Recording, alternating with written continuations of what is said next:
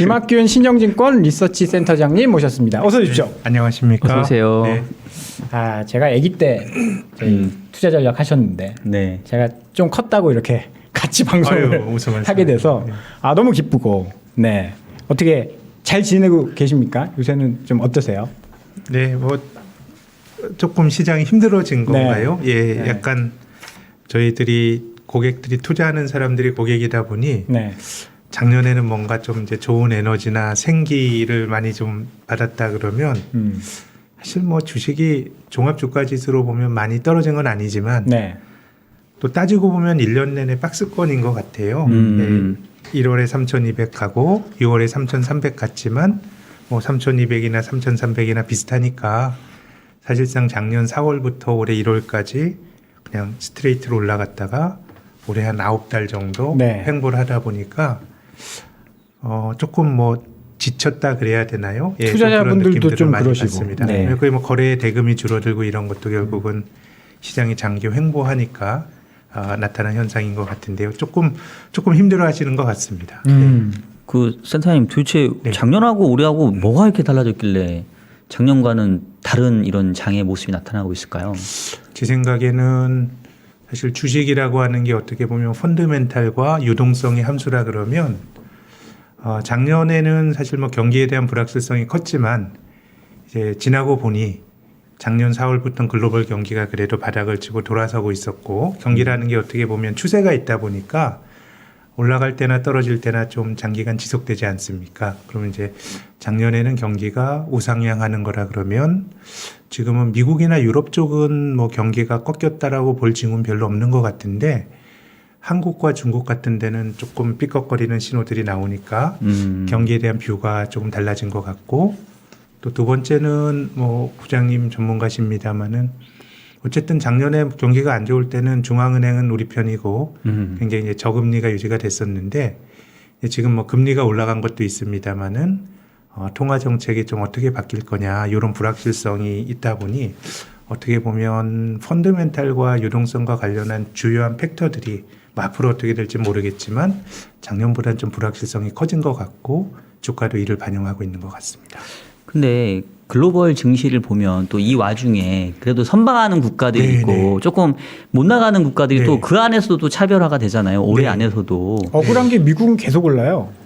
예, 우리가 2011년부터 19년 때까지 사실 그 모습을 봤는데 네. 지금 글로벌 전체적으로 보면 사실 나쁘다고 말하기는 좀 힘듭니다. 요 그 그림을 한번 보시면요. 네, 네. 자료를 준비하셨으니까 자료를 한번 보면서 보시면요. 말씀 주시죠. 네, 지금 보시는 그림은 대체적으로 이제 글로벌 증시의 연중 최고가가 6월부터 9월 그리고 미국은 뭐 최근에 최고가를 치고 있는데 최고가 대비 최근 종가까지의 등락률입니다.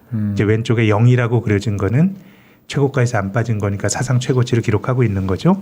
그리고 이제 미국 주요 지수들 뭐 사상 최고치고요.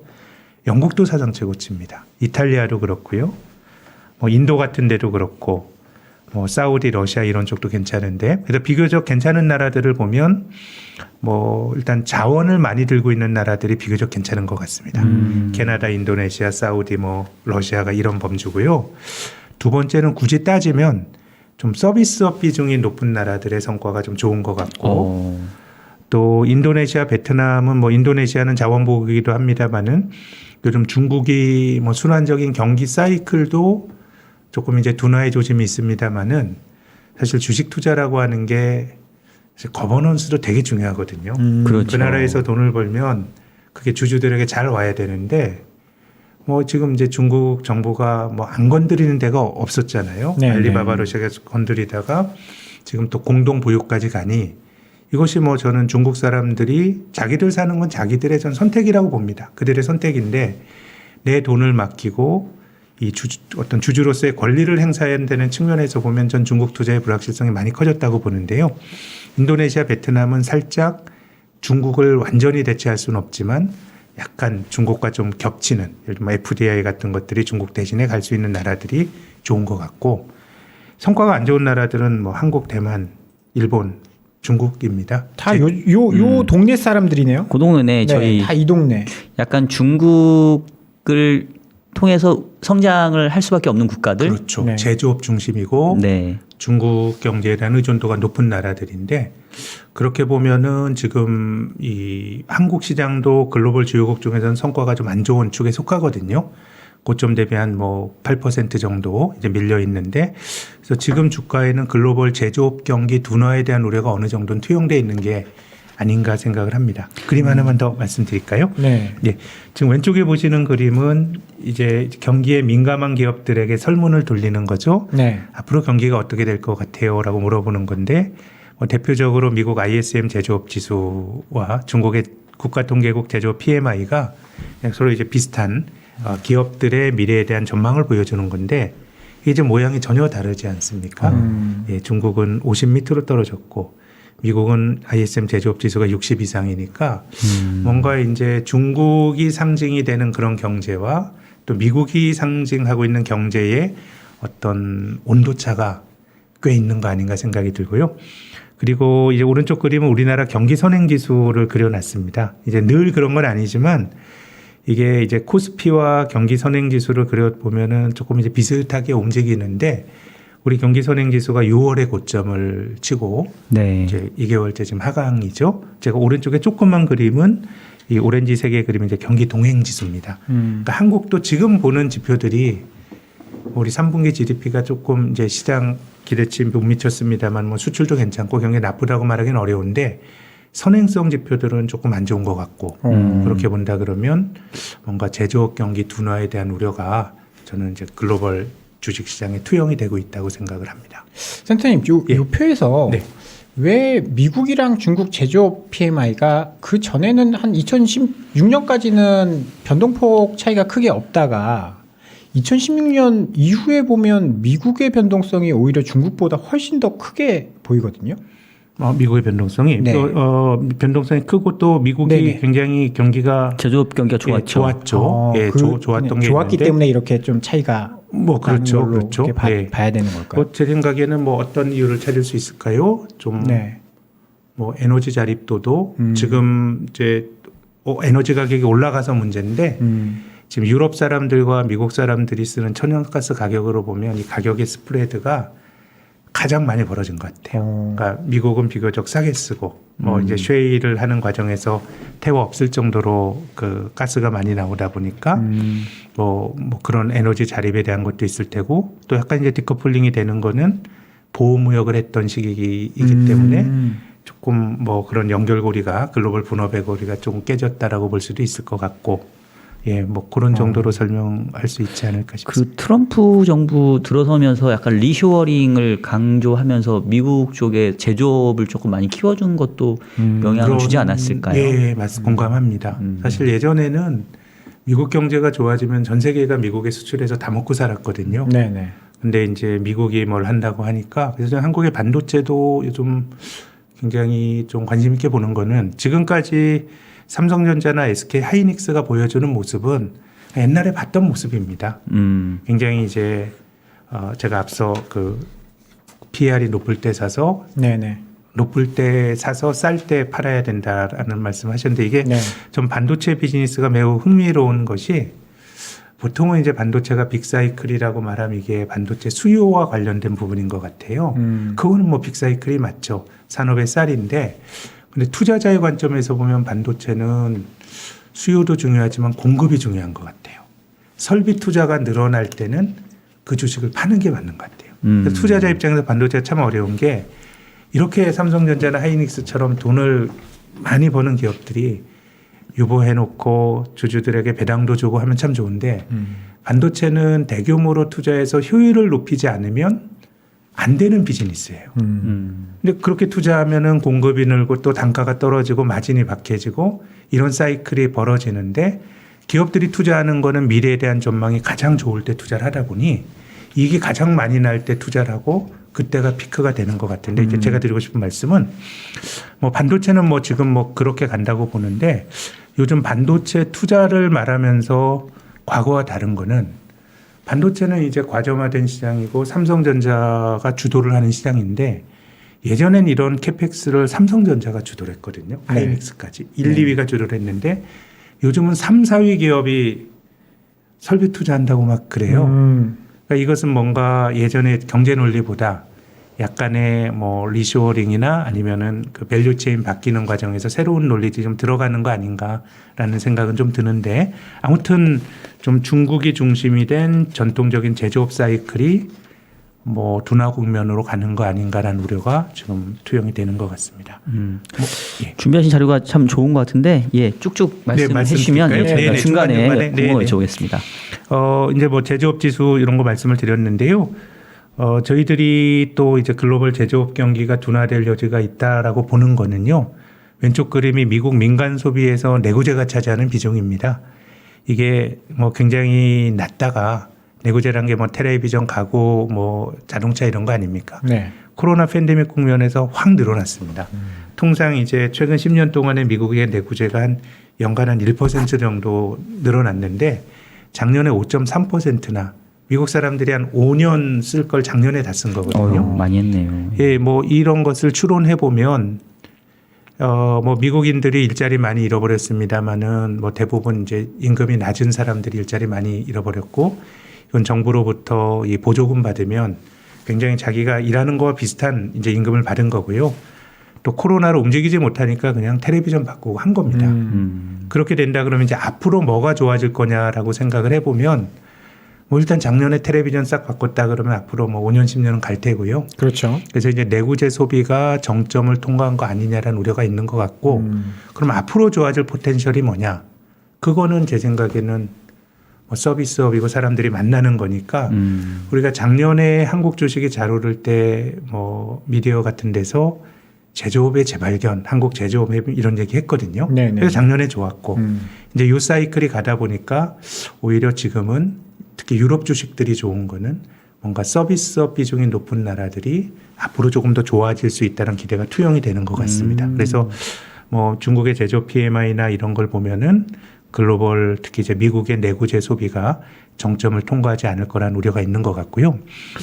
뭐 저는 뭐 미국은 사이클이라고 보는데 중국은 조금 다르게 볼 여지가 있는 것이 오른쪽 그림은요 아주 조그맣게 그려서 죄송합니다만 이게 우리나라 코스피입니다. 네. 2008년 금융위기 이후로 뭐 길게 보면 이제 옆으로 횡보하는 흐름이 나타나는데 우리 코스피가 좋았던 시기가 2009년부터 2011년까지 시기 또 2016년, 17년에도 코스피가 2,600 갔던 적이 있었고 네. 작년에 이제 또 레벨업이 됐었죠. 이 세 시기의 뚜렷한 공통점은 중국의 2차 산업, 중국의 제조업이 반등을 할 때 한국도 그 수혜를 받던 겁니다. 그러네요. 예. 그런 점에서 보면 지금 중국이 지금 뭐 온 세상이 인플레이션과 관련해서 이제 걱정을 많이 하는데요.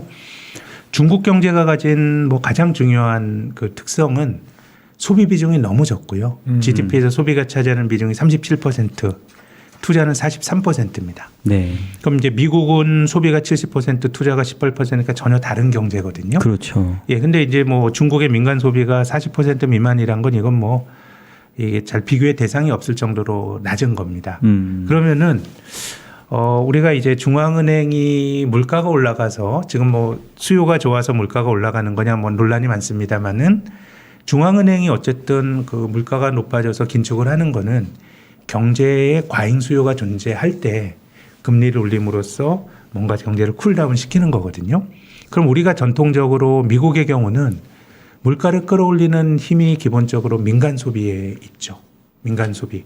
사람들이 많이 써요. 네. 그러면 미국의 공장들도 제조업도 생산을 많이 하지만 그리고 수입을 많이 하겠죠. 그래서 우리가 전통적으로 생각하는 뭐 금리를 올려서 뭔가 이제 소비의 기회비용을 높여가지고 이 그 경기 과열을 억제하는 게 맞는데 중국을 보시면 이게 소비가 뭔가 물가를 끌어올리기에는 소비 비중이 너무 적어요. 중국은 투자 중심으로 돌아가는 경제거든요. 네. 그러면 이제 중국은 뭔가 경제가 과잉이 있다고 생각을 하면 이 기업의 투자를 건드려야 되거든요. 제가 앞서서 중국이란 나라는 이 사회주의 국가가 지금도 약간 국가주도 경제로 더 경도가 되고 있는 그런 상황인데 뭐 온갖 거 다 건드리는 거거든요. 그래서 중국은 뭔가 물가를 제어할 때 건드리는 거는 산업 구조 조정을 통해서 결국 산업 정책을 통해서 물가를 컨트롤하는 겁니다. 그렇기 때문에 일반적으로 뭐 대부분의 국가들은 이제 뭐 소비자 물가 지수가 최종적인 어떤 그 그 경제에 어떤 물가 부담을 보여주는 잣대로 쓰인다 그러면 중국 같은 나라는 PPI가 생산자 물가 지수가 훨씬 중요해요. 그렇죠. 이게 높아진다 그러면 바로 소비자로 전이가 되는 이런 구조거든요. 네. 자, 그러면 지금은 중국은 어쨌든 에너지 가격이 많이 올라가고 이런 상황이라 그러면은 이게 딜레마가 존재하는 거예요. 이게 지금 어쨌든 중앙은행이 뭔가 경제를 쿨다운 시킨다 그러면 그 기업의 어떤 것들을 조정을 해야 되는 것이고 기업 활동을 조정해야 되고 이것이 구조조정의 형태로 나타나는 것이고 특히 중국의 제조업이라고 하는 게 에너지를 많이 쓰는 거잖아요. 그렇게 된다 그러면 예전처럼 뭐 호주와 관계가 좋아서 석탄 수입이라도 원활하다 그러면 문제가 없을 텐데 그래서 저는 중국이 뭔가 좀 산업 쪽의 구조조정이나 이런 것들이 경기 둔화에 대한 우려를 높이는 것 같고 이게 굉장히 미국과 대비가 되는 제조 PMI에 투영이 되어 있는 것 같습니다. 하나만 더 말씀을 드리면요. 네. 그래서 저는 헝다라는 것도 왜 지금 헝다가 찍혔을까라고 생각해 보면 지금은 어쨌든 중국이란 나라가 이 부동산 2차 산업에 속하는 건설이나 집을 매매하는 3차 산업에 속하는 부동산 매매나 이게 성장 기여도가 굉장히 높거든요. 헝다라는 데가 우리가 지난 한 달 동안에 중국의 유령 주택이 1억 채 있다 이런 얘기를 들었잖아요. 네네. 그러니까 생산적이지 않은데 자원을 쓰면서 에너지까지 계속 쓰는 거예요. 그런 거라 그럼 제 생각에는 이 헝다가 구조조정에 타깃이 된 것도 기본적으로는 지금 중국이 직면해 있는 어려움을 제조업을 비생산적인데 자원이 들어가는 제조업을 조금 제어해야 되고 에너지 많이 쓰는 거를 제어해야 된다 그러면 헝다와 같은 회사들이 저는 여기 걸린 거 아닌가라는 생각이 들고요. 네. 그렇기 때문에 이게 중국이 통제 못할 정도의 어떤 위기로 가는 거냐 뭐 이건 아니라고 봅니다. 자기들이 이제 하는 건데 뭔가 이제 경기의 사이클은 조금 제조업 경기의 사이클은 둔화되는 그런 걸로 가는 것 같고 그것이 우리나 대만 같은 주가에 투영이 되는 것 같습니다. 그래서 요즘 이제 3분기 어닝 시즌인데 네네. 미국도 실적이 괜찮고 한국도 실적이 나쁘다고 말하기는 힘들어요. 그렇죠. 네. 근데 이거 되게 좀 인색하지 않습니까? 맞습니다. 이게 한국이 뭐 그 카카오라든가 네이버라든가 이런 기업들이 약진을 하면서 주요 기업이 되기도 했지만 그래도 글로벌 비교해서 한국은 경기 타는 시클리컬 종목들이 많습니다. 그래서 지금 보이는 숫자는 괜찮으나 이거는 한번 감익이 되게 되면은 사이클이 바뀌게 되면은 많이 감익이 되다 보니까 투자자들이 기업 실적에 대한 평가도 조금 인색한 거 아닌가 그게 제 의견입니다. 사실 1분기 정도에 피크아웃 얘기가 이제 그때부터 나왔잖아요. 네, 그렇죠. 네. 네. 사실 피크는 2분기인데 너무 빨리 나왔어 1분기부터. 네네네. 근데 여전히 그 피크아웃이라는 어떻게 보면 악재를 이겨낼 만한 네. 뭔가의 모멘텀, 뭐 흔히 말하는 캐탈리스트가 좀 안 보이는 것 같고 그 중에 하나가 또 방금 센터님 설명하신 것처럼 그래도 우리 경제가 중국에 대한 의존도가 높기 때문인데 최근에 3분기 중국 성장률이 3.9%인가 나왔잖아요. 네. 4.9%인가요? 4.9%. 4.9%인가요? 네, 4.9%. 예, 3.9인지 4.9인지 제가 좀 헷갈리긴 하는데 하여튼 그래서 약간 이제 시장에서 기대는 경기 부양책이 조금 나와줄 거다라는 기대가 있었던 것 같은데 지난주였나 뭐 LPR 금리도 뭐 그냥 놔두고 네. 그러니까 결론은 중국 쪽에서 뭔가 경기를 부양하려고 하는 의지가 있는지 그거라도 보이면 좀 저희도 좀 혜택을 볼 수 있을 것 같은데 어떻게 보세요? 혹시 중국 쪽의 경기 부양 의지 저희가 기대할 수 있을까요? 중간에 죄송합니다. 4.9 맞습니다. 4.9? 네, 예, 예상치가 4.9입니다. 네, 뭐 5.1, 5였는데 조금 적게 근데 나왔네. 중국은 저는 이게 좀 핑퐁을 하는 것 같아요. 우리가 2009년부터 2011년까지 이제 중국이 글로벌 금융위기 이후에 세계 자본주의를 살렸죠. 그렇죠. 사조위안 경기 위안을 하면서 경기 부양책을 쓰면서 근데 이렇게 많이 성장을 했던 나라가 이렇게 큰 크라이시스가 없이 그냥 한 10년 온 거거든요. 근데 저는 중국의 어떤 거버넌스도 2012년부터 시진핑이 집권하면서 뭔가 시장에 맡긴다기보다는 이제 중국 기업들의 오너십을 중국이 사회주의 국가니까 국유 기업이나 이 지방성이 대주주인 기업들이 많거든요.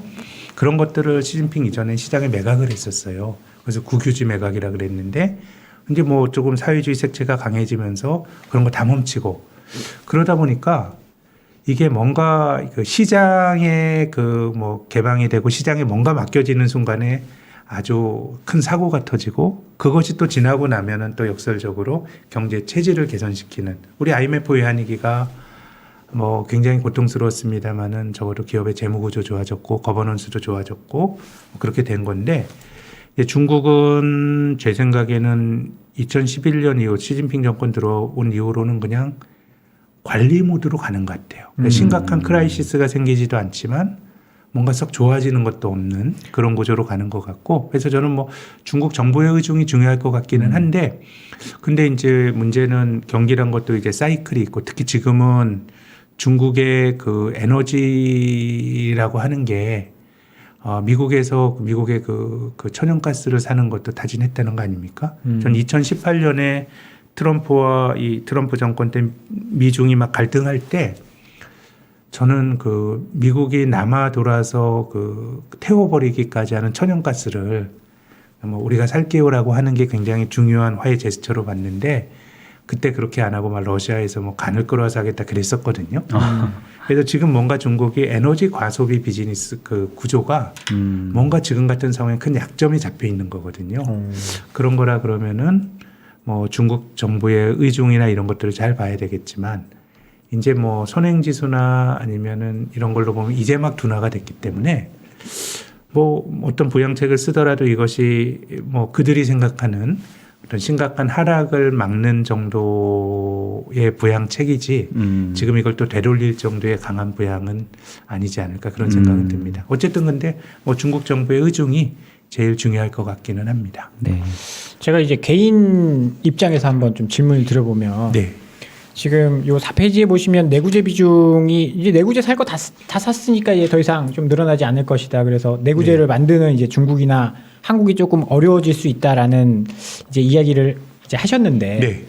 지금 그렇다라고 하면 물가가 올라가는 공급 때문에 물가가 막 올라간다. 그리고 네. 뭐 혹자들은 코로나가 풀리면 수요가 늘어날 거야. 뭐 보복 수요 이런 이야기들을 하는데 네, 거기에 대해서는 또 어떻게 생각을 하고 계신지 좀 근데 궁금하네요. 보복 수요는 제 생각에는 뭔가 서비스업과 연관이 된 네네. 그동안 억눌렸던 서비스업과 연관이 된 그런 성격의 수요가 아닐까라고 생각을 합니다. 내구재는 살 거 다 샀다 이제. 물론 네. 이제 뭐 미국 사람들이 그 가계저축 이런 게 많아가지고 네네. 이게 뭐 이 데이터만 가지고 다 샀다라고 말하기는 어려우나 과거에 1년치 과거에 5년 쓸 거를 작년에 다 했다 그러면 이것이 앞으로 뭐가 좋아질 거냐라고 보면은 뭔가 서비스업이나 이런 쪽이 좋아질 포텐셜이 크지 내구재는 모르겠어요. 이게 어느 정도 떨어질지 모르겠습니다만은 크게 보면 지금 피크라는 의심을 가질 만은 하다라는 생각은 듭니다. 그리고 이제 오른쪽 그림에 보면 네, 네.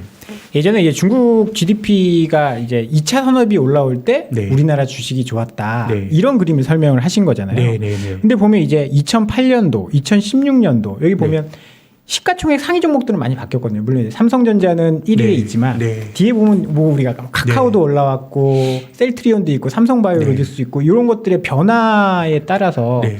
좀 영향을 좀 덜 받을 수도 있지 않을까라는 생각을 그러니까 좀 해보는데 이때는 그러니까 예전에 우리 박스권이 한 1850에서 2200 박스권에 머물러 있다가 네네. 그런 상황에 변화가 반영이 돼서 우리가 또 3천 원저리에 있는 거 아닌가라는 생각은 좀 듭니다. 또 실제로 그런 기업들은 최근에 시가총액 큰 것들이 한 기본적으로 20-30%씩은 다 밀렸거든요. 네네. 고점 대비는 그렇게 밀렸지만 한 4-5년 장기 오른 걸 생각을 하면 이제 그런 류의 기업들이 많이 올라서 우리가 3천까지 가 있기 때문에 알게 모르게 저는 우리 코스피가 레벨업 된 게 그런 어떤 산업 구조의 변화가 이미 투영돼 있는 거 아닌가 생각을 합니다. 아까 작년하고 올해 시장이 다른 이유를 두 가지 설명하시면서 하나는 이제 펀더멘탈 네. 하고 하나 이제 유동성 네. 얘기를 해주셨는데 이제 펀더멘탈은 지금 쭉 설명을 해주신 것 네. 같아요. 약간 중국에 대한 모멘텀 둔화가 우리에게도 좀 약간 네. 부담인 거. 근데 이제 그것뿐만 아니라 이제 유동성에 대한 부분을 또 빼놓고 얘기할 수 없고 네. 사실 아까 이제 일부에서 잠깐 얘기했지만 요즘 국내 금리 너무 무섭게 오르거든요. 네. 예. 이게 아직은 국내 증시에 큰 타격을 주고 있지는 않은 것 같은데, 최근에 이제 저는 채권도 하는 입장에서는 이렇게 금리 빠르게 오르면 물론 이제 은행주나 금융주에는 좋을 수는 있겠지만 네. 증시에 부담을 줄 수도 있을 것 같은데 어떻게 보세요? 예, 그거는? 저도 그렇게 생각합니다. 지금 이제 우리 금리가 뭐 생각보다는 되게 빠르게 올라가는 것 같은데요. 지금 이제 두 가지 정도 저는 이제 금리가 여기서 더 레벨업이 되면 주식시장이 되게 어려워질 거다라고 생각하는 쪽입니다. 자산시장이 전반적으로. 근데 지금 이제 금리가 올라가는 이유가 두 가지인 것 같은데요. 일단은 금융 안정에 대한 중앙은행의 의지 혹은 포괄적인 또 정치권의 의지. 어쨌든 집값 올라가는 건 좀 떨어지는 걸 한번 좀 사이클을 바꾸고자 하는 이제 그런 의지가 한쪽에 있는 것 같고 두 번째는 지금의 인플레이션이 뭐 수요와 제 생각에 뭐 원자재 가격 올라가는 코스트 푸시가 다 섞여 있다고 봐야 되겠죠. 근데 어쨌든 인플레는 인플레야. 물가가 높으니까 중앙은행이 또 긴축을 세게 할 수밖에 없다라고 하는 두 가지가 다 투영이 되어 있는 것 같은데요. 제 생각에는 지금의 금리가 특히 한국 금리는 상당히 많이 앞으로의 중앙은행의 변화나 이런 것들이 투영이 된 거 아닌가라는 생각을 갖고 있는데 일단 금융 안정의 관점에서 좀 말씀을 드리면요. 이제 9페이지 왼쪽 그림이 어쨌든 뭐 한국뿐만 아니라 전 세계적으로 저금리가 사람들의 위험 선호를 자극해서 좀 속된 말로 겁이 없어진 거죠. 빚내고 비트코인도 지르고 암호화폐도 네. 지르고 뭐 그런 건데 실제로 이제 왼쪽 그림은 우리나라 명목 GDP와 가계부채인데요. 사실 우리가 뭐 개인적으로도 뭐 빚이 늘어나더라도 소득이 늘어나면은 사실 뭐 괜찮은 건데요. 지금 우리나라 가계부채 증가율이 역사적으로 아주 높다 이렇게 말하기는 힘듭니다. 이 왼쪽에 이제 이 붉은 계열의 차트를 보시면 그런데 이제 중요한 건 문제 파랗게 칠해진 우리나라 성장률이 급감을 하다 보니 소득에 비하면 지금 부채가 많이 느는 것 같아요. 근데 오른쪽 그림이 우리나라 GDP와 민간 소비를 같이 그려놨는데 우리나라 뭐 GDP가 계속해서 둔화가 되고 있고 뭐 잠재 성장률이 뭐 2% 초반이다라고 하는 그런 국제기관의 분석도 있는 거 아닙니까? 근데 성장률도 낮은데 민간 소비가 만성적으로 성장률보다 더 낮아요. 그럼 저는 이제 한국이 이미 그 부채 트랩에 갇힌 거 아닌가 이런 생각이 듭니다. 이제 부채가 늘어나니까 이제 소비를 잘 못하는 거예요. 근데 우리가 빚을 내서 부동산을 샀다고 가정을 해보면 어쨌든 뭐 지금까지 현재 스코어로 보면 영끌로 집 산 사람들이 평가 차이가 많이 난 거 아닙니까? 근데 그렇죠. 저는 부동산이 조금 독특한 것이 이게 팔면 기본적으로 주식보다 세금도 많고요. 그렇죠. 또 지금은 부동산 시장이 약간의 저는 인플레이션이 나쁜 것도 가격의 교란이 나타나면서 사람들이 계획을 못하면서 이런 것들이 인플레이션이 주는 나쁜 건데 그럼 지금 부동산은 뭐 어쩌겠어요. 뭐 집 산 거는 중요한 결정인데 이거 팔지도 못하는 거 아니에요? 팔아서 갈 데가 없잖아요. 세금 때문에 팔기도 어렵죠. 팔기도 어렵고 예. 거래도 안 되고. 예, 그렇기 때문에 이게 조금 이제 거의 매몰화가 되는 것 같아요. 이게 뭐 부동산이 웰스 이펙트가 있냐 없냐 논란이 많지만 지금 한국에서는 이런 게 아닌 것 같아요. 자, 그러면은 저는 중앙은행이 사람들이 뭐 이를테면 부동산도 버블이라고 치고 가계부채도 너무 많이 늘어난다고 치고 그럼 중앙은행 입장에서는 금리를 좀 올리면서 경고를 해주는 게 그게 가장 확실한 처방인 것 같아요. 근데 이제 문제는 앞으로 금리가 올라가는 뭐 앞으로 그렇게 되면 사람들이 빚은 덜 내겠지만 그럼 이미 빚 낸 사람들은 어떻게 해요?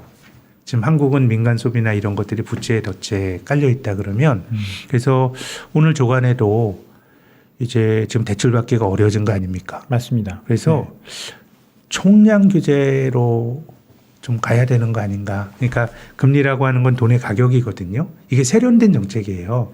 돈의 가격을 중앙은행이 조건을 바꿔놓으면 너 능력 있는 사람이면 그 조건에 맞춰서 빚을 내든가 말든가 하는 게 세련된 정책인데 근데 어떤 돈의 가격을 바꿔놓으면 저는 늘어난 부채가 한국 경제에 굉장히 많은 타격을 주지 않을까라는 게 제 생각이고 그럼 이제 아예 총량으로 빚을 못 내게 하는 이제 우리나라가 이 왼쪽 그림을 보시면 2000년대 초에 굉장히 이제 이때로 부동산 광붐이 이르면서 가계부채가 성장률보다 굉장히 많이 늘어났는데 이게 이명박 정권 때 이 가계부채 대책이라는 게 전 한국의 가계부채 대책은 뭐 빼는 재주가 없는 거 아닌가요? 일단 늘어나는 건 막아야 되고, 그러니까 명목 성장률 정도로 막고, 그러니까 소득이 느는 것만큼 막으면서 세상 좋아지기를 기다리는 거 말고는 방법이 없는 거 아닌가라고 생각을 합니다. 그래서 지금 여러 가지 총량 규제가 나오는데 그렇게 막아야지 금리를 여기서 많이 올린다 그러면 뭐 다른 뭐 해석을 내릴 수도 있겠습니다만 전 한국의 내수가 되게 많이 나빠질 수 있고 그런 선택이 굉장히 위험한 선택이다라는 말씀을 드리고 싶습니다. 사실 이제 최근 경제 상황에 대해서 물가는 생각보다 안 떨어지고 되게 높은 수준을 유지하고 반면에 이제 경기 모멘텀 특히 이제 그렇죠, 한국 그렇죠. 네. 같은 경우는 지금 뭐 3분기 성장률도 생각보다 좀 떨어져 나왔으니까 그래서 뭐 이제 뭐 스태그플레이션 내지는 뭐 요즘에는 뭐 슬로우 플레이션 뭐 네, 이런 게 나오는데 국면은 지금 어떻게 보고 계실까요? 근데 저는 스태그플레이션에는 동의하지 않는 편이에요. 그러니까 지금 시장이 되게 조금 어떻게 보면 좀 이상한 것이 네. 경기는 둔화될 것 같은데 금리는 올라가는 거니까 이게 투자자 입장에서는 전통적인 자산 배분도 안 되는 거예요. 그렇죠. 맞아요. 예, 이런 상황에는 보통은 채권이 되면 채권을 주식이 사야 되고, 되는데, 네. 근데 지금 금리 올라가면 채권도 안 되고 주식도 안 되는 예. 상황인데, 저는 이게 지속이 되긴 힘들 것 같아요. 물가가 높아지면 경기가 꺾이겠죠. 근데 이제 우리가 일반적으로 많은 생각을 하는 게 우리가 스태그플레이션은 저도 문헌으로만 봤고, 70년대 미국이 뭐 스태그플레이션이라고 그때 안 계셨어요? 태어나긴 했지만 그때 죄송합니다. 그때 머리 짧게 빡빡머리로 국내에서 공차고 놀았는데 네. 태어나기 전이라 모르겠네. 저는 어렸을 때부터 경제 분석하셨을 거라고 생각입니다. 그래서 요 그림을 좀 보여드리고 싶은데요. 네.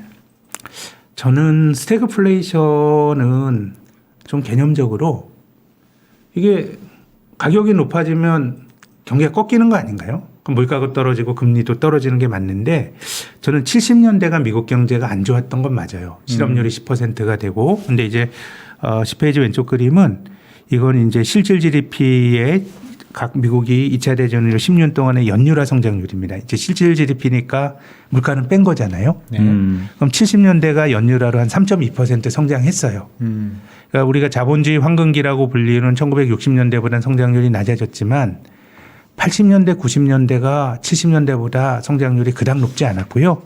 2000년대 들어서는 70년대보다 오히려 실질 성장률이 낮아요.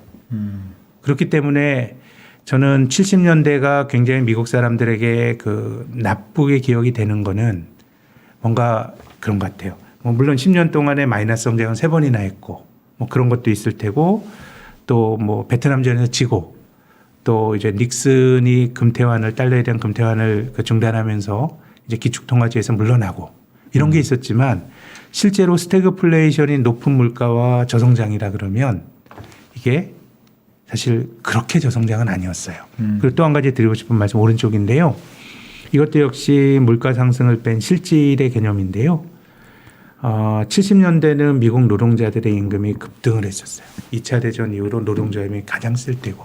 그래서 우리가 70년대라고 하는 프레임을 가지고 그럼 이걸 어쨌든 오일 쇼크가 나고 물가가 올라갈 때 이걸 잡은 거는 당시 연방준비제도 의장인 폴 볼커가 금리를 20%까지 올린 거였거든요. 그러면서 이 인플레이션의 악순환의 고리를 끊었는데 제 생각에 성장은 그때보다 훨씬 못하고요. 네. 또 기본적으로 그 노동자들의 굉장히 강력한 노동조합의 힘에 근간한 어떤 노동의 임금 교섭력이나 이런 것들은 그때보다 많이 낮아서 그래서 좀 중앙은행도 좀 난처할 것 같아요. 이것이 어렵죠. 비용 측면에서 물가가 올라간다 그러면 사람들이 먹고 살기 힘든데 또 강하게 긴축을 한다? 오히려 다르게 생각하면 경기 부양을 해야 될 수도 있는 거기 때문에 그래서 저는 스태그플레이션의 모습이라기보다는 약간의 디스인플레이션이나 아니면 약간 뭐 디플레이션과 비슷한 모양으로 가는 것이지 지금처럼 금리가 올라가면서 성장도 가치가 그 성장 둔화 우려가 커지면서 물가도 같이 높아지는 거는 조금 아니지 않을까. 다만 이제 요즘도 미국 그 사람들 임금이 높아지고 네. 또 미국 노동자들의 교섭력이 높아지고 뭐 이런 얘기들도 물론 있습니다. 근데 이건 결국은 미국에서 지금 고용률이 잘 안 높아지고 사람들이 막 조기 은퇴한다는 거 아닙니까? 네. 우리가 임금이라고 하는 것도 결국은 총 가계 부분의 수요, 디맨드를 보여주는 총량이라고 놓고 본다 그러면 지금처럼 사람들이 노동시장에서 떠나고 이유가 뭐든지 간에 고용률이 낮은 상황에서 임금이 70년대보다 증가율도 낮지만 지금 정도로 뭔가 대단한 인플레가 생길 거냐라 그러면 저는 그건 아니지 않을까라는 생각이고, 예, 금융위기 이후로 한 10여 년 동안 이거 보신 것처럼 미국 경제 성장률이 굉장히 낮았어요. 네. 근데 미국 주식은 굉장히 좋았잖아요. 물론 이제 저 매크로의 GDP 성장률과 기업이익이 정확히 매치되는 건 아닙니다만은 저는 기본적으로 저금리가 매우 가장 중요한 팩터였다고 생각을 하고 있고요. 그래서 오히려 경기 쪽의 요인보다는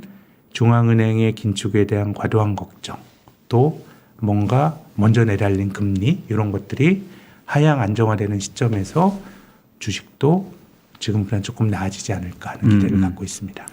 지금 사실 되게 중요한 포인트 짚어 주신 것 같아서 조금 말씀을 나눴으면 좋겠는데, 그러니까 이제 센터장님 말씀을 제가 이해하기로는 경제가 둔화되는데 그거와 무관하게 물가가 계속 높은 수준을 유지하기는 어려울 거다. 결과적으로는 경기가 둔화되면 물가도 시차를 두고 떨어질 거다. 이제 이런 말씀인 네. 거잖아요. 근데 사실 그게 그 전까지 옐런의 시각, 아니 또 파월의 시각이었던 것 같아요. 네. 그리고 여전히 옐런은 지금 엊그제 나온 기사도 보니까 뭐 아마도 내년도 정도면은 물가 상승률이 다시 2%대 오지 않겠느냐. 그러니까 결국은 인플레이션이 좀 일시적이다라는 말을 반복하고 있는 거고, 네. 요즘은 조금 신조어로 일시적이 아니라 꽤 일시적, 예. 꽤 긴 일시적이라고 이게 말장난을 하시더라고요. 근데 또 이 제프리 건들락, 제 이름 좀 네. 네. 채권으로 네. 좀 유명하신 이분이 요즘에는 무슨 소리야, 내년까지 물가 4%야, 또 이런 얘기를 하고 계세요. 그래서 제가 봤을 때는 지금의 그러니까 스태그플레이션이든 슬로우플레이션이든 결론은 물가가 상당 부분 높은 수준을 유지하기 때문에 통화 정책으로 뭔가 더 하기는 어려운, 그래서 경기가 둔화되는 거를 뭔가 이렇게 좀 뭔가 우리가 해주기가 어려운 이제 이런 상황이 생각보다 좀 길어질 수도 있는 거 아니냐라는 우려들을 분명히 한쪽에서는 하고 있거든요. 네. 그래서 그 부분이 제가 봤을 때 되게 논쟁거리인 것 같아요. 네. 뭐 저희가 여기서 답을 내릴 수는 없겠지만, 네.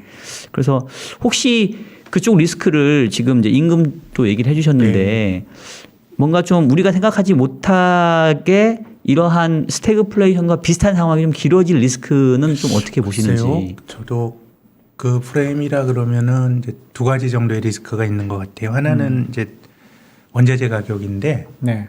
이게 뭐 그린플레이션이란 이름으로도 명명이 됐지만 보통 이제 가격이 올라가면 투자를 하고 생산이 늘고 가격이 떨어지는 게 전통적인 이제 조율의 기능인데 네.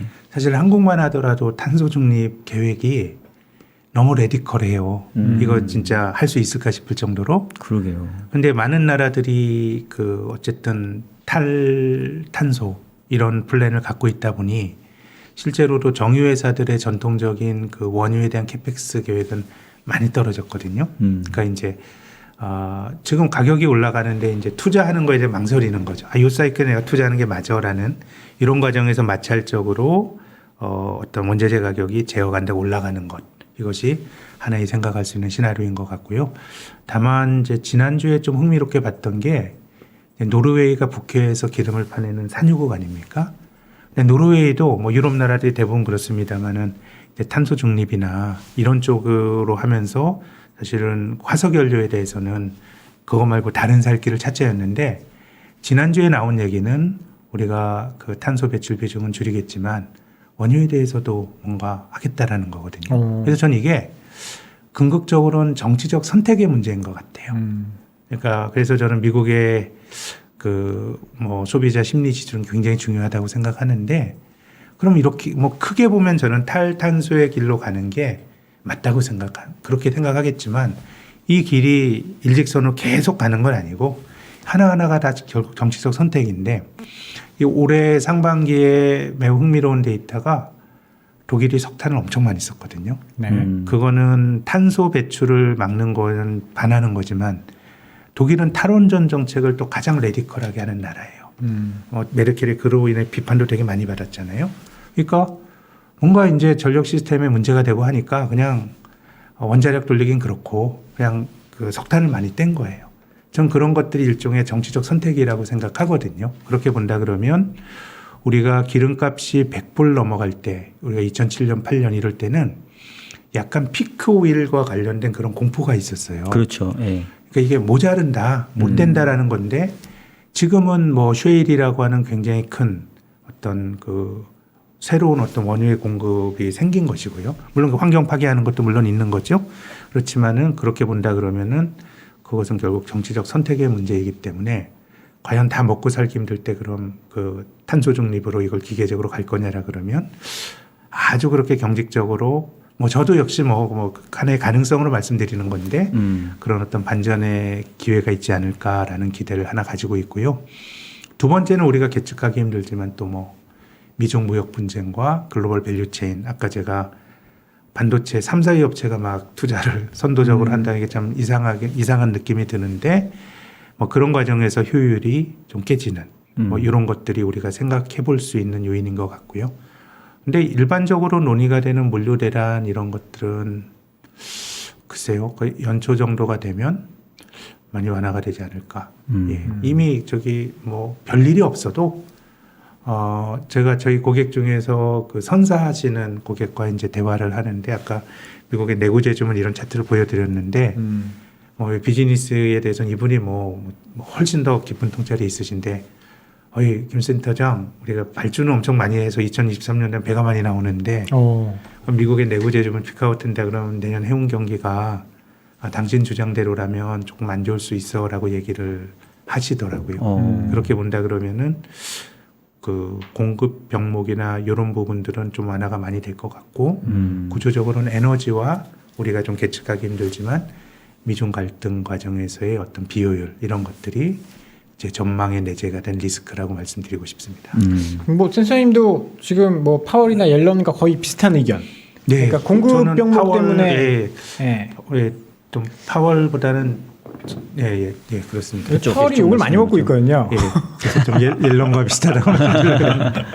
뭐 근데 아까 그 임금도 이제 무시하지 못하는 게 최근에 나오는 이야기들은 이제 군인난이 너무 심해서 네, 맞아요. 지금 뭐 임금 상승률이 계속 4%대 이게 계속 심해질 것이다. 네. 이런 이야기도 하고 부동산 가격도 올라가니까 이게 지금 공급 병목은 일시적일 수 있겠지만 이 임금이라든지 집값 같은 경우에는 꽤 장기화될 수 있다라는 걱정들을 하고 있거든요.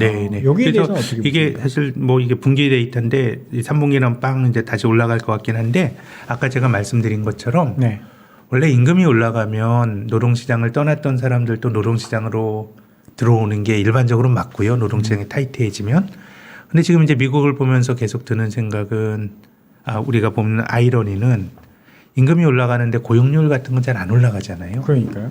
저는 임금이 올라가고 고용률이 정상적인 수준을 유지해야 임금이 올라감으로써 총수요가 뭔가 물가라든가 이런 것들을 자극할 수 있다라고 보는 쪽이거든요.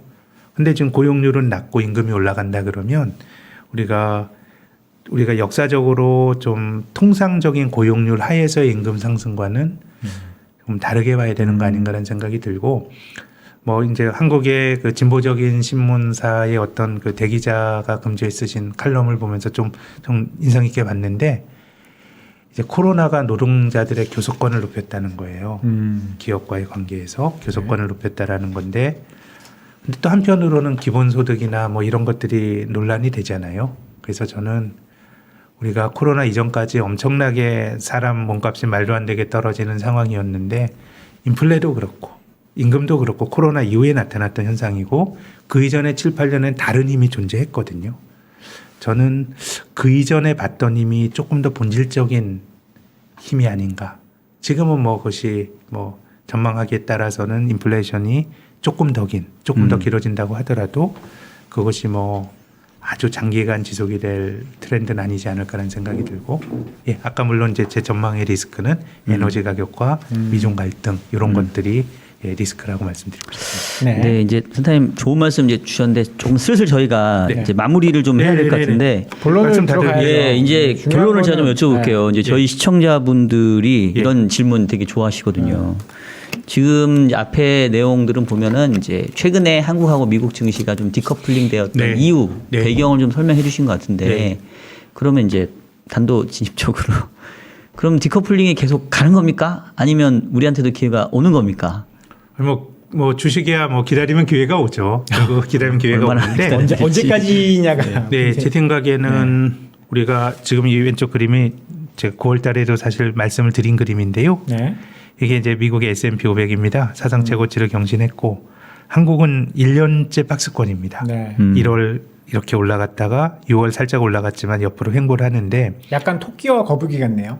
근데 이제 우리가 이 그 8년 동안에도 이 그림을 봤거든요. 그런 걸 봤다 그러면 또 그렇게 본다 그러면 제 생각에는 한국은 이미 박스권에 접어든 거 아닌가라는 생각이고요. 작년처럼 뭐 오버롤하게 다 올라가면서 주식을 해서 돈 벌긴 좀 힘든 상황인 것 같고 네. 네. 다만 역시 또 그 지난번에 또 말씀드렸던 그림을 다시 한번 꼭 말씀드리고 싶은 거는 예전에는 한국 주식이 약간은 진짜 마켓 타이밍이 중요했어요. 아무리 장기 투자자라고 하더라도 네. 시장이 한번 빠지면 종합주가 지수가 반토막이 났거든요. 네. 종합주가지 50% 떨어지면 그건 그냥 주식이면 다 떨어지는 거예요. 좋은 다 주식은 죽는 나쁜 거죠. 주식은. 근데 우리나라가 2008년 금융위기 이전까지는 주식이 떨어지면 기본적으로 반토막, 약세장을 한 1년이 지나갔으니 상당 부분은 현금화를 시키느냐 안 시키느냐에 따라서 굉장히 투자 성패가 아주 극단적으로 나눠졌는데 2011년 이후로 아까 우리 거북이 갔던 그런 시절을 보시더라도 시장이 덜 떨어져요. 코로나 팬데믹 때 뭐 35%면 2개월이고 주가 조정기간 매우 짧아요. 전 이것이 기본적으로 금리가 너무 낮았기 때문이라고 생각하는 쪽입니다. 그렇기 때문에 그것이 뭐 인플레이션의 형태가 됐건 뭐가 됐건 금리가 여기서 많이 올라간다 그러면 아마 우리가 생각하지 못한 펑크가 경제 어디선가 전 나올 수도 있다고 봐요. 사실 뭐 저희 같은 사람 속에 머릿속에서 나오는 것이 아닐 테고요. 뭐 어쨌든 저금리에서 너도나도 빚을 많이 썼다 그러면 우리가 추론할 그걸 정확히 찝어내지 못하지만 뭔가 네. 모순이 있을 수가 있기 때문에 근데 앞서 말씀드린 것처럼 제 생각은 금리는 많이 안 오르지 않을까라는 게 제 견해고요. 그러면 시장은 뭐 재미없다 정도가 아닌가. 주식을 떠나기보단 여기서 또 기회가 또 있는 정도가 앞으로 주식시장이 아닐까 이런 말씀을 드리고 싶습니다. 뭔가 하나 지금 저는 끄집어내고 싶은 게 하나 좀 예, 생겼는데. 빨리 끄집어내야지 우리. 지금 여기서 요거 보니까 안 되지. 지금 예. 그 전에 금융위기 전에는 한국 시장이 깨지면 50%씩 깨졌는데 네네. 지금은 적게 깨진다. 그 이유는 금리가 낮아서이다.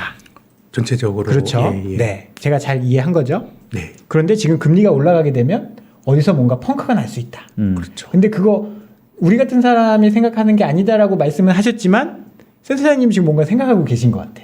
아닙니다. 어딘가에서 이게 뭐 애널리스트가 뭔가- 아는 정도가 아니고요. 그러니까 뭐 그렇게 네. 하더라도 약간 이제 감이 오는 정도. 그러니까 또 금리가 뭔가- 올라가서 뭔가 터지는 또 거라고 이제 하면 위기라고 하는 게 네.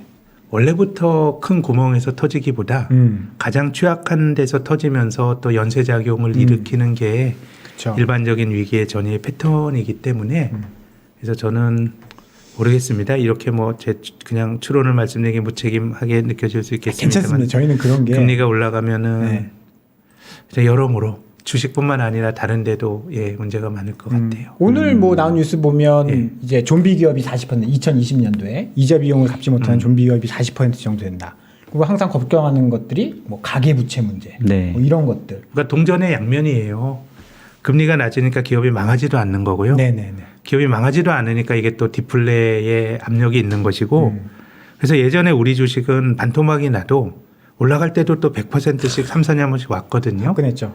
근데 이제 그런 과정에서 경제가 어느 정도는 구조조정을 못하면 탄성도 좀 약해진 거고 근데 어쨌든 뭐 저는 주식이 많이 오른 상황에서 뭐 예전처럼 어쨌든 큰 낭패를 보지 않는 환경으로 좀 바뀐 거 아닌가 그런 말씀을 드리고 싶습니다. 물론 전제는 이제 금리가 올라가지 제일 않는다라는 중요하겠죠. 전제 하에서 자, 그러면 사실 아까 11페이지 차트 잠깐 네, 한번 네. 보여줘 보시면 오른쪽 차트가 네.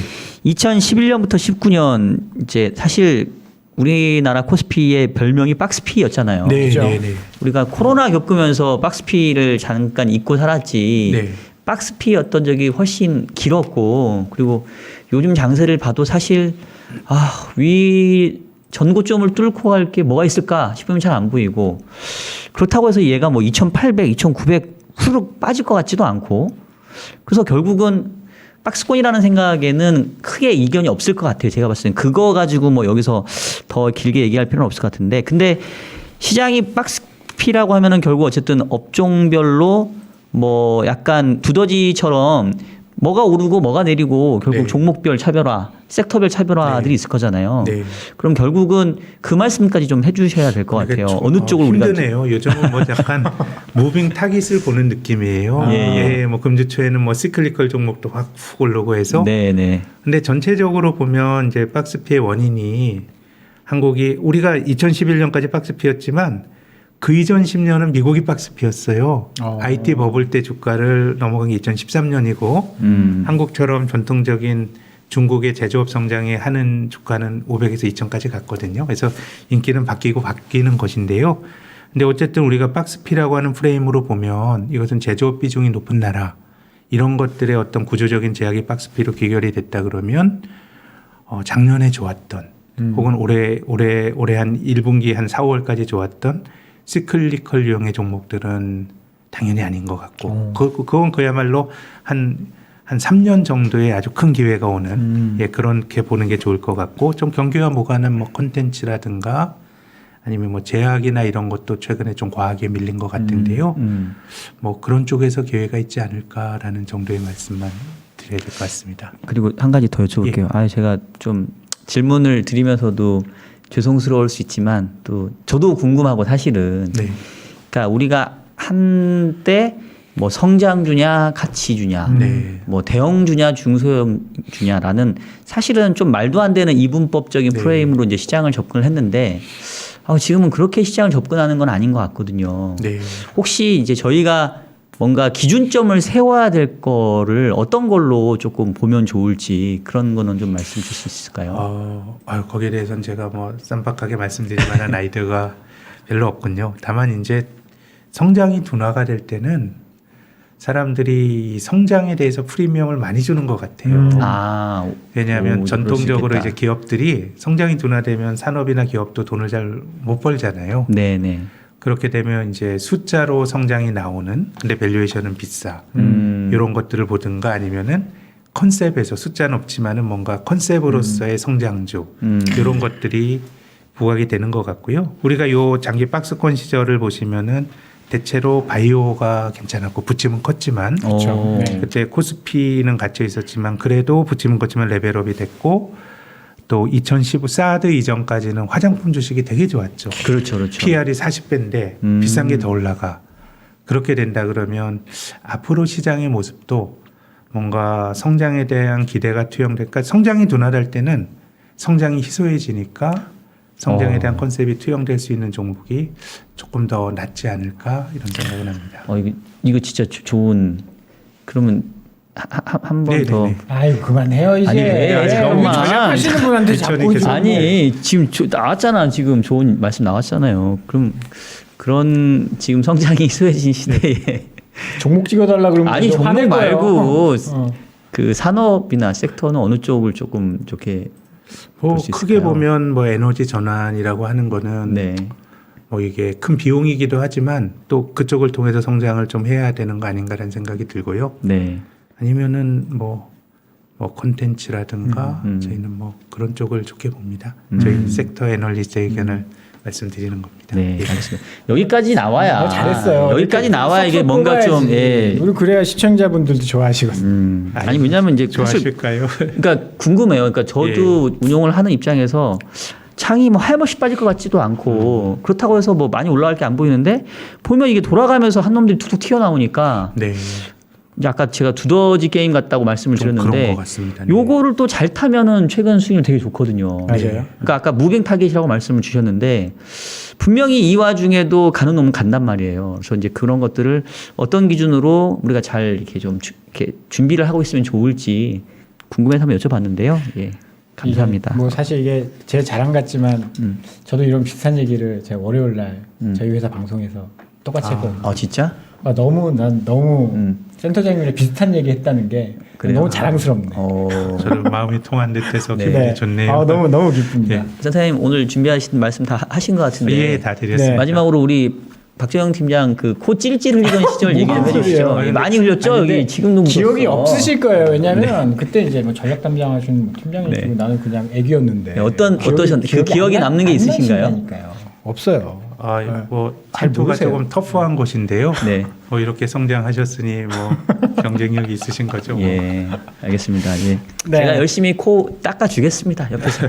네, 센터장님 오늘 말씀 너무 감사드리고요. 다음에 또 좋은 말씀. 예. 제가 금리가 좀 올라가면 한 번 더 매실게요. 아, 예. 금리가 한 번 더 올라가면 매시도록 하고요. 지금까지 김학균 신영증권 리서치 센터장님이셨습니다. 감사합니다. 예, 감사합니다. 고맙습니다. 예.